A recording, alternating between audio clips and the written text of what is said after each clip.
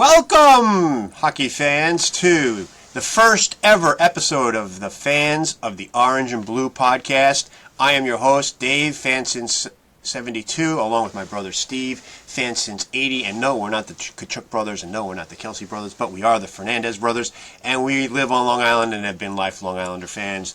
So welcome to this brand new podcast that's part of the Hockey World Order Network, part of Hockey World Order, where the outsiders have become the insiders, and we're taking over. Great news. We are the first team-oriented podcast that is a supplement to the weekly panelist show, which airs every Wednesday night at 9:30 on YouTube. Hockey World Order has panelists representing teams from the New York Islanders, the Rangers, the Canadiens, the Blues, the Utah Mammoth, the Buffalo Sabres, and the Nashville Predators. And we are looking to keep that growing, to get representatives from every single team. And there's going to be a brand new podcast on Thursday. Check the internet for a Nashville Predators podcast. It's going to make its debut then. So we're going to start talking today. This is going to be a tape show. Through August, we're going to do some tape shows because of the off-season and the uncertainty of what's going on. And then we're going to go live on a pretty regular basis after September, after Labor Day, leading up to the season and then during the season. So let's talk about what we're going to be doing here. This is going to be about fans talking about the Islanders, talking about hockey, talking about topics. And we're going to start it off with a few topics today. The first topic we're going to talk about is thoughts on 25-26. Then we're going to talk about Anders Lee. We're going to talk about who we think might be the next Islanders captain. And then we're going to talk a little bit about Matthew Darshan, the job that we think he's been doing up to this point, going into the 26-27 season, and what our expectations then are of that 26-27 season. So right now, without further ado, I'm going to turn it over and introduce my brother, fan since 80, Steve, who's going to give you a little bit of a talk about himself and what he thinks this is going to be about, and then give us his thoughts on 25-26. Take it away, Steve. Hello, everybody. I am so excited. I was so pumped when my brother said that he was bringing me on to this show. I've been watching his morning walks and his season recaps all season last season, and it was so much fun, and I was starting to get a little jealous, actually. So I was so excited when he said that we're going to now do the show together, and the fans of the Orange and Blue, oh, how could it get any better than that? So let's get it started with that first topic, reflections of 25-26. You can't say anything more than Matthew Schaefer, of course. He was way above everybody's expectations, obviously, and what a pleasure it was to watch him. Just also, I am also a season ticket holder as well as my brother. The cool thing is, actually, we literally sit on the opposite ends of the rink. So, like he's behind one goal, I'm behind the other goal. So we are like covering the Islanders literally end to end, on game day. So watching Matthew Schaefer play is like, it's amazing. If you haven't had a chance, everybody, please get down to UBS Arena or your local arena and see the Islanders and see Matthew Schaefer play. So, Steve, aside from Matthew Schaefer, which, he goes without saying, he's been like the talk of the NHL. He's the main reason why the Islanders are playing on Monday afternoons and for a couple of times this season upcoming, which we'll talk about when we talk about the 26-27 season. The thing that really was kind of irritating about the Islanders season, quite frankly, was, losing Alex Romanov as early in the season as we did really, really put a crimp on us. Losing Kyle Palmieri killed our ability to generate goals and generate pressure.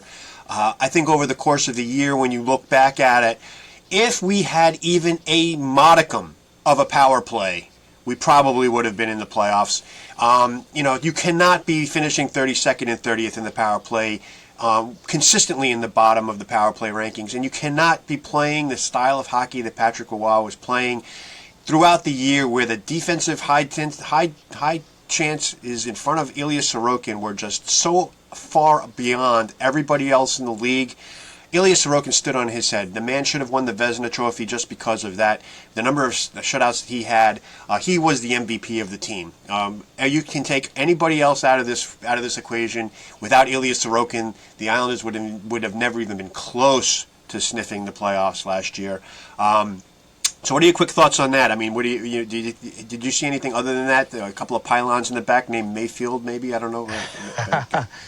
Yeah, I mean, I'm also, when I played hockey, I'm a defenseman, so I love defense. I try so hard to defend Scott Mayfield, but there are times that it's too hard to defend him. He just the mistakes that he makes are just What so are your thoughts bad. on Tony D'Angelo's resigning? You think that was worth it? Oh, I love that. I love his tenacity, and like, and again, and that loss that we had last year of Alexander Romanov. If we have a healthy Romanov, a healthy, well, everybody healthy, but and D'Angelo, um, you know, So our do you think defense. do you think though that Isaiah George and or Keyshawn Aitchison have a chance of breaking the lineup, given the fact that you're going to have Romanov coming back and you've got these guys under contract? Uh, I think they're going to be those, call ups from well, Hamilton. We have to say Hamilton, not Bridgeport anymore, right? So I think they're going to be like that back and forth with Hamilton and the Islanders. It's gonna. I can't wait to see Aitchison play. He Yeah. also is going to be a spark, but that's I think still a little bit in our future. George, we've seen him. He has shown a lot of good signs. Does he deserve a spot? It's going to be tough because obviously we're going to have we should have a healthy Romanov and I mean Pellick and Pullock. They're I they're mean, our defensive core right now is Romanov, Pulak, Pellick, D'Angelo, Mayfield, Schaefer, and Matthew Kessel. Believe it or not, can't forget that we did sign Matthew Kessel to a 1 year contract for 850. Whether or not he makes the team, or whether or not he ends up in Hamilton, or whether he's the security blanket, much like when we had what was a guy from Jersey? I can't remember his name now. We used to bring him in at the last minute. Not Stevens. Scott. You Oh know, my yeah. God. I Yeah, can't. We'll blank, number but four. number four. I know, number four on your roster. Number four on your roster. Number one in your hearts. I can't remember the guy's name. Oh my God. But that's what I'm talking about. Anyway, so it's gonna be interesting to see how they have, if there's any break in or breakthroughs there. The team has a lot of contracts that they have to deal with, and we'll talk about that. And I also think that we may have a topic for conversation on a future show about the Hamilton versus Bridgeport connection, and how easy or hard it's going to be for the Islanders to actually make adjustments during the year, because they're going to have players that are going to have to come across the border from Canada, as opposed to just get on a ferry and come over from Bridgeport. So that's going to be an interesting thing. So let's just keep moving the game along a little bit. We come around. If we have time at the end, we'll come to other issues. But losing Anders Lee to Utah, can't say I didn't see it coming. Can't say I didn't see him not coming back. I'm kind of surprised he went to Utah. What do you think about that? I mean, we all know and we all love Anders Lee. As is, we all are apt to say, you can't spell Islanders without Anders. I Yeah. think that he will come back as a team ambassador at some point.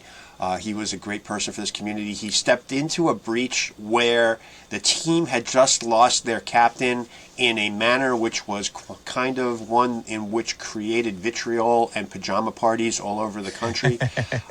And so having him step into that role and take it over and hold it as long as he did and do as well as he did. And I really believe that in 2021, 2022, when he was injured and he could not play in that Tampa Bay series, if he was there and he was healthy, we probably would have been in the Stanley Cup final. But he was not, and we did not. So, water under the bridge. Anders Lee's a Utah Mammoth. What are your thoughts on that? Yeah. I am also a huge Anders Lee fan. Especially, I've got to meet him a couple of times and talk to him, and he was such an amazing person. Things also that he did for the community, the cancer jam that he did, which I'm really hoping maybe one of the guys can pick that up, because that was an amazing event that the Islanders did every year. But through Anders, but let's hope maybe the team can pick it up with another guy. Um, I came 1 point away from actually being part of Cancer Jam last year too. But anyway, Anders, there were times that people would say that, oh, he wasn't doing the captain thing on the ice, where I don't agree. I believe he had that respect in that locker room, and the guys knew that he was the captain, and he knew they knew what was going on. When the cameras were on him in the locker room after the game, he did the right thing. If he would take either the play, he wasn't pointing fingers and everything. Anders Lee was a great captain. I did a quick you TikTok on this when he first got moved over, and I said, the thing that's interesting about Anders Lee to me, we always made fun of John Tavares whenever he gave a post game interview because he always sounded like he was sleepwalking and he had a monotone voice and everything was like this. The guys to play really hard, and the irony is that when you think about it, Anders Lee gave the same kind of interviews in the locker room. But the difference was he had expression. Like he was delivering a calm, measured tone, but he could tell that he had passion behind what he was saying, as opposed to Tavares, who looked like he was going to fall asleep at the switch. I agree. You can just tell the passion that he brought to the locker room just from those hype videos from the 21-22 season when he was in the locker room reading out the lineups and smacking the walls and doing all those things. So, and he did so much for the community. He's going to be missed. When you listen to his interviews that he's been doing since he's been with the Mammoth, I don't think Utah realizes what a gem they've got for the next couple of years. We're gonna when Anders Lee comes back to the UBS Arena, which is going to be, drum roll please, on February 15th, when the Utah Mammoth come to visit. Matinee games. It's that's a matinee game, everybody. It's a matinee game. It's 3 o'clock in the afternoon. That's going to be a great show. So, that being said, the Islanders don't have a captain. What are your thoughts on this? I have mine, and I think we kind of agree and disagree on a couple of these, but you go first. What do you think is the captain? Yeah. I do want to go right on the line and on the books as, yes, I know he's 19 years old. I want Matthew Schaefer in there. He's going to be our captain, so let's make him our captain now. But I would concede to having a bridge captain between Anders Lee and, of course, the inevitable captain in Matthew Schaefer. And that person, I would put Matt Barzal in that spot. And now the reason that's why interesting. It's interesting you say that. Go ahead. I just want to give a quick reason is, yes, we have, of course, Bo Horvat. We have Braden Shen, who were already captains, but they were captains of their team. I know they're on our team now, but Matthew Barzal is a New York Islander. He's been an Islander since day one. He last season has now also showed that he can be a little spunky. So I would give him. I'd give him the nod. As much as yes, there are candidates out there. There's even candidates in Casey Cizikas or as we said earlier, Kyle Palmieri. We have guys. We have some veterans on there that are leaders. That are absolutely. Absolutely. So but, let me jump in for a sec because I think here's where we disagree. I totally agree with you that Matthew Schaefer is going to be our captain. I think it's a couple of years down the road, at least. Only because the kid's only 19 years old, and as much as he's going to be a leader, he's going to have a lot of other media scrutiny on him. He's going to have a lot of other pressure on him, and he's going to have the doldrums of the sophomore slump, hanging over his head this year. And I really don't think he needs to have a letter to go on top of that. So, yes, we need a bridge captain. I don't agree with you on Bo Horvat. I think Bo Horvat has made this his team. I think he has become the silent leader in the locker room. I think that's why he was wearing an A. I think at the end of the day, when you think about it, he's the perfect kind of bridge captain. Why do I say that? What did I just say about Tavares and Anders Lee and the way that they talk to the media when they give interviews? It's that calm tone, that very easygoing, that knows the answers, knows how to answer the questions, knows how to get through that without creating controversy. Ever listen to Bo Horvat give an interview? Sounds exactly the same. And I'm sure in the locker room he could be there. Now, I think with your take on Matt Barzal is interesting because I had a similar take, but my take is that I would put an A on his jersey, and the reason why I would put an A on his jersey and not a C on his jersey is because I think Matt Barzal needs structure. There have been way too many times in the season where you can tell when Matt Barzal's on, and you can tell when Matt Barzal's putting on autopilot and doesn't care. when he's making these stupid passes and he's skating and he's falling in the corner, or he's not following through, or he's not getting back on defense, that is Matt Barzal being Matt Barzal, because we know he can skate like the wind. We know he can make incredible passes. We know he has the ability to be a great playmaker. We know he doesn't shoot the puck at the net because we've all gotten hoarse yelling at him to do it. Okay, so we know these things. But if you're wearing a letter, it forces you to think team first. It forces you to be there for the team. And while I don't think he is going to be ready to take on the captaincy, although that's an interesting take, and I wouldn't argue with it if it happened. Having an A on his shoulder, I think, puts him in a position where now he knows that he's got to put the team on his back every once in a while and carry the load. And not that he wasn't doing that before, but I think before he had the ability to skirt on the sidelines, and other guys were going to be getting the camera in front of their face every day, and other guys are going to have to do the post-game interviews, and other guys are going to have to deal with that stuff. If you got a captain, if you're an assistant or you're a captain, when you come off that ice, that microphone is going to be stuck right under your nose. And if you have to deal with that on a regular basis, then you have to adjust, right? And so that's why I think he's going to get an A. I think between the other guys, Palmieri and Pelech and those guys, I have been a proponent that you should have an A on offense and an A on defense, because I think that, and I don't like this rotating road in away captain, assistant captain crap. No, you got three people, you make them your A, you make them your C. Period. And that's why I think Pelech. Or no, was it Pulock? It was Pulock last year, right? It was Pulock. It was the A last year, and Palmieri. Yeah, so it was the same Pulock and Palmieri that used to switch back. Same and forth routine when for me Palmieri- would be where I would go, and that's the way I would go, and that's the reason why I think it's because it would give some broader brush to it. But you bring up an interesting point though. When you said we've got Bo Horvat, we've got Braden Shen, we've got Kyle Palmieri, we've got Andre Palat, we've got all these veteran guys that are on the team, and some of whom have had captain experience, who have all this experience. That calls into question now, what do you think Matthew Darsh's plan? He said what he was going to do. He said that he was going to be saddled with these contracts for the first couple of years of his GM working, and that he wasn't going to really be able to do any real things until the 27-28 season because of the contracts that were on the books that he couldn't get rid of. And so, he let Anders Lee walk before term. Remember, this wasn't about money; it was about term. He let Anders Lee walk for term. He signed a couple of guys to one-year contracts. He brought in Braden Shen, who I think is Anders Lee 2.0, a couple of years younger, because of what his statistical input.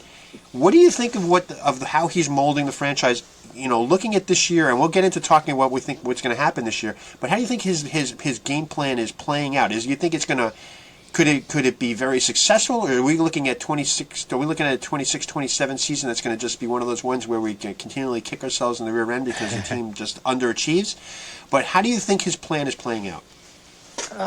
Well, we know, and everybody knows that he built an amazing team down there in Tampa. So he knows what he's doing. So it's not like he's like just coming out of the closet and what is he doing.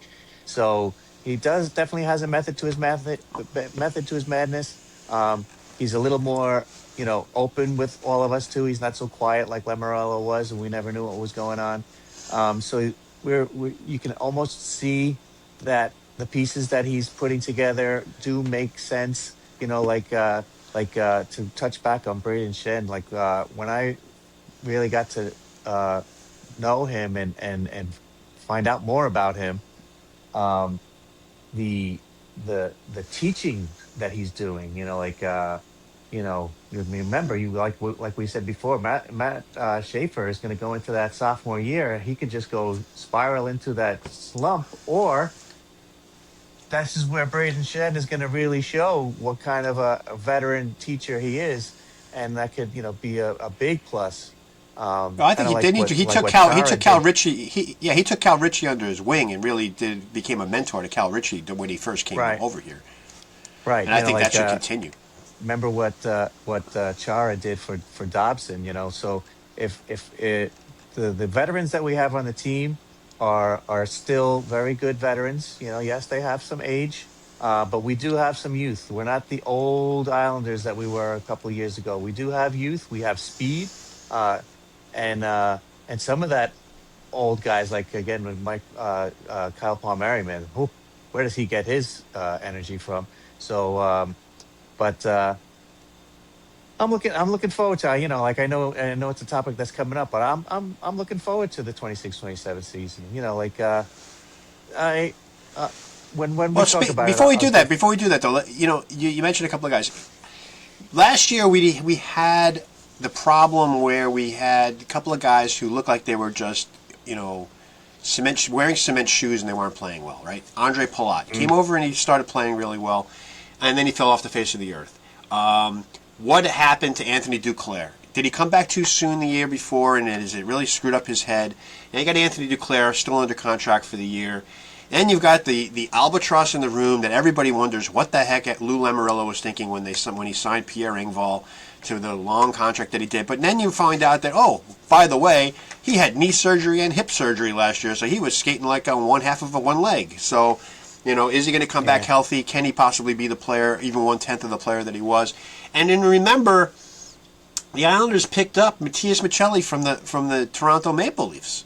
Now, Maccelli was a pretty decent player.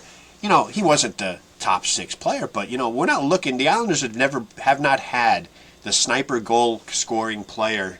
You could have to go. I think you have to go all the way back to Zygmunt Palffy to find that. I don't think we've had one since then. So it's always been the muckers and the rakers to get the job done. And so you got these guys who are muckers and rakers, and if Cal Ritchie can respond to the mentorship of Braden Shen, and Matias Maccelli can step in and do what he can do and give us 20 plus goals. And if Pierre Engvall has a pulse and Anthony Duclair has a pulse, we have a pretty decent set of players right there, without even worrying about going into the depth of the guys who are sitting on the outside looking in. The Cole Eisermans of the world, the Victor Eklunds of the world, who we all want Yeah. to see play. Right? Yeah, but It's interesting. it's just a cloud over all of us Islander fans to say that, oh, what is it Duclair? Which Duclair are we going to get? Which Engvall are we going to get? Which Mayfield are we going to get? Like it's such a cloud that now so many of us are. Sometimes we're tired of it. Like we're just like, what? Get rid of these guys, even though yeah they have potential. So then what? Then let them have potential someplace else. But Problem is you can't get but rid of they them. are They're under no. contract and they're not movable. I mean, Pierre Engvall's contract is an albatross. It's going to have to play itself out. Nobody's going to, unless he comes back and he gets some ice time and he starts playing very well at the early part of the season, and the Islanders can make himself have some value. It ain't going to happen. You can say the same Yeah. thing about Anthony Duclair. It ain't going to happen. So you're tying up right there. Between the two of those guys, that's $6.5 million in contract this year. So they're not going anywhere. And so unfortunately, but that's just the reality of it. And let's go real quickly. So that brings us to the point. What are our expectations for 26-27? All right. Do we make the Perfect. playoffs? I hope so. So let me. I want to start off with my expectations for 26-27 is the same way I walk into UBS Arena for every single game. I want to go in and have a good time. So what I hope that the Islanders can realize that if they go out there and have a good time, again, we heard that coming out of like I keep saying Matthew Schaefer's name because that's how important he is to me, and I think he is to the team. He brings that type of like you can relax and you can play the game. We're playing a game, you know. So if the Islanders can play the game, I think they can compete and play with anybody. And would they make the playoffs? Yes. If they get all caught up in the who's doing what and when is he going to start, they're going to start gripping those sticks and Yeah.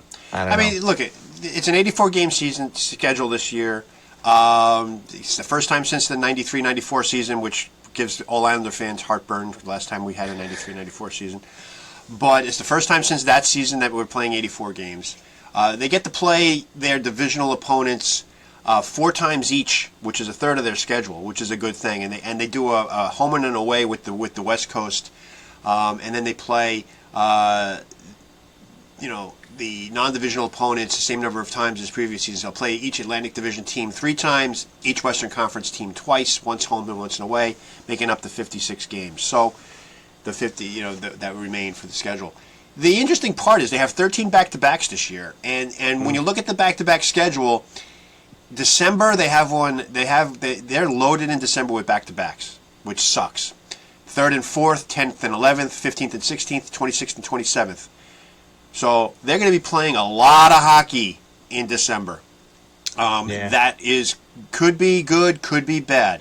If you get off to a slow start and you get into that routine where you're going to be playing every other day for 2 weeks straight, that could be a make or break part of the season. In January they have a couple of back-to-backs that are broken up by a week. The 15th and the 16th, the 22nd and the 23rd. And then February, 3 sets of back-to-backs in February. The 12th and 13th, the 22nd and 23rd, the 26th and the 27th. That right there could be the snap, because if the trade deadline right now, they moved the trade deadline to March 1st. That's going to be going right into March 1st. What's going to happen with the team? Where are they going to be? Are they going to be a meddling in the muddy middle, as Butch Goring would say, or are they going to have an opportunity to make a push? They do have 2 in March, and then they have one right at the end of the season on April 1st and April 2nd against Pittsburgh and Ottawa. So their schedule is kind of mishmashed in terms of that, and it's kind of problematic. I think that when you look at it, it's going to create an issue where they need to get off to a good start, and they need to have healthy players going through the month of December, because the month of December is going to beat them up like nobody's business. And if they can get through that and have fun, I agree. My goal is when I go to an Islanders game, I want to have a good time. I just want them to play well. If they lose a 2-1 game that's played really well, I don't care. If they go in there and they get blown out 7-1 and they look and they're skating like they don't care, that's when I start to really get disappointed in them. So, it's going to be an interesting year. Do I think they make the playoffs this year?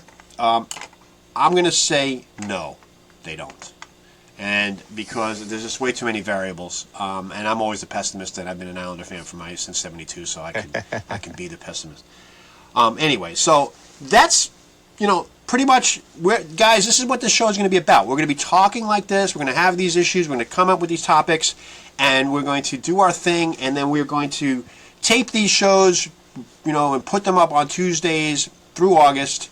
And then we're going to hopefully go live in September with some live action, give you opportunities. What I want you guys to do, this is your homework assignment. Comment on this video. Like this video. Tell us what you want to hear. Tell us what you want to see. Tell us what you guys are finding as necessary, or what you think we want to talk about. And we will be able then to go back to you and say, hey, this is what you guys want to talk about. We could talk about this. If you want to what you want to do, this is what we could talk about. And questions, answers, all that good stuff. We're going to be looking to bring in special guests. We have some contacts here and there. We have some friends in the business. We have some opportunities to bring some people in, maybe some surprises. We have some other hosts from the Hockey World Order who may come on and talk with us. And we're just going to go like crazy. So remember, Hockey World Order, YouTube, Facebook, and Instagram. Don't forget to go on the Hockey World Order and vote for the Hall of Fame votes right now. They're going for the initial class of enforcers. And it's going to, like I said before, like, comment, follow, and subscribe. We are going to be just having a blast with this. Steve, thank you for joining us in this process. Looking forward to having a great season. And we're going to come up with a topic. Look for our ticklers during the week as to what we might be talking about going into the next episode, which we hopefully will have next Tuesday. And that's pretty much it. You got any really quick parting thoughts in the last minute here, Steve, to talk about? No, I'm just so excited to be here talking hockey, especially Islanders hockey. I could talk Islanders hockey all day long. Well, that's great, guys. And so, like we said, watch us, follow Steve at fansins_80 on TikTok. Follow me at fansins_72 on TikTok as well. And we're on YouTube. Watch us on Hockey World Order. It's going to be a lot of fun. We are really, really pumped for this, and we hope you are as well. And until next week, take it easy, guys.